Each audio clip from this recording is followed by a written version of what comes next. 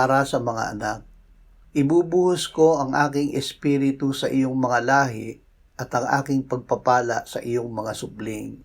Isayas 44:3. Ang pangako ng Diyos ay hindi lamang para sa atin, kundi para sa susunod na salinlahi. Tulad ng tubig na nagbibigay buhay sa tuyong lupa, ang Espiritu Santo ang pumupuno sa ating mga pagkukulang at espiritual na pagkauhaw. Ang pagpapalang ito ay umaagos mula sa atin patungo sa ating mga anak at apo. Tinitiyak na ang biyaya ng Diyos ay mananatiling buhay sa ating pamilya.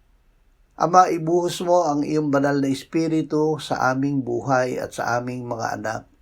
Gawin mo kaming sariwa at mabunga upang ang iyong pagpapala ay makita ng bawat henerasyon ng aming lahi.